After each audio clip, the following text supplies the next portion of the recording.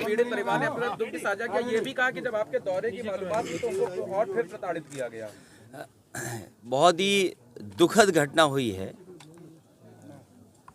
और इस घटना की जितनी निंदा की जाए वो कम है।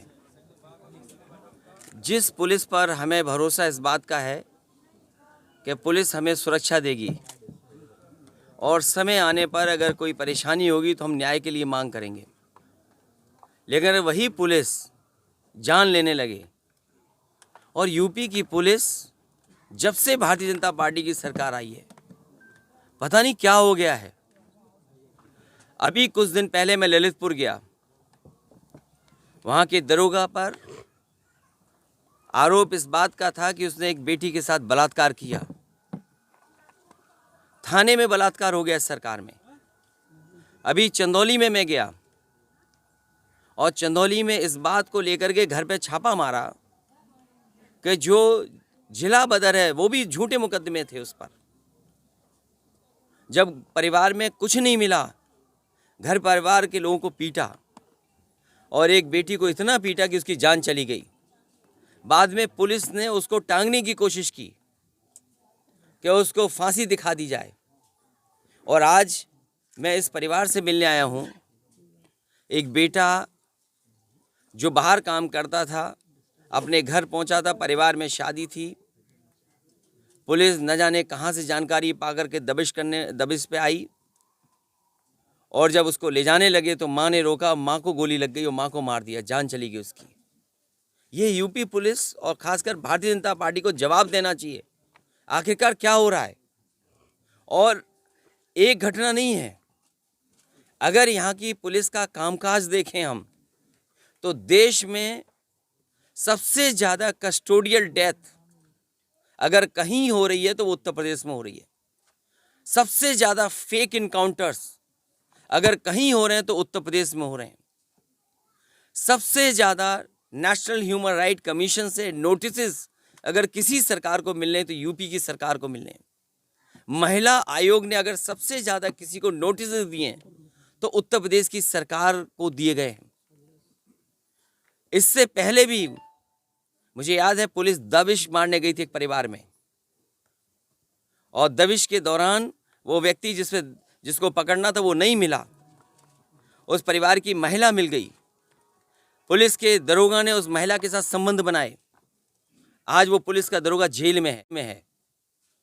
जौनपुर में कई ऐसी घटनाएं हुई जहां पर पुलिस ने कस्टोडियल डेथ या इस तरह के इनकाउंटर फेक किए, पुलिस जेल में है। और जिस समय यहाँ की कानूनी लड़ाई होगी और जांच सही होगी उस समय यहाँ के जिन लोगों ने भी है, जिन पे आरोप हैं, वो जेल जाएंगे। और इस बात को केवल यहाँ परिवार से मिलकर के मैं भरोसा दिलाने आया हूँ कि अगर वो न्याय की लड़ाई लड़ेंगे तो समाजवादी पार्टी साथ है, अगर और कोई मदद भी करनी पड़े तो समाजवादी पार्टी साथ है उनके।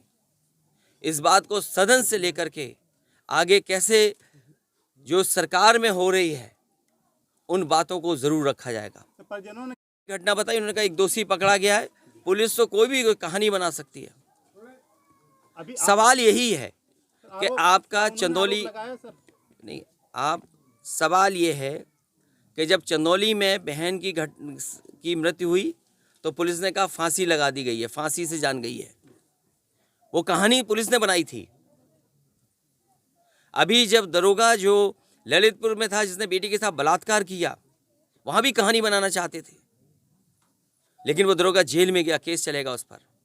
और उत्तर प्रदेश की ऐसी पहली घटना नहीं हो रही, लगातार घटनाएं हो रही हैं और ऊपर से लेकर के नीचे और दाएं और बाएं उत्तर प्रदेश एक कोने से दूसरे कोने तक।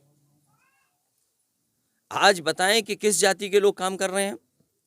जो आरोप लगाते थे समाजवादी पर, सरकार पर कि जात के आधार पर काम होता है, आज बताएं कि जात के आधार पर कौन काम कर रहा है।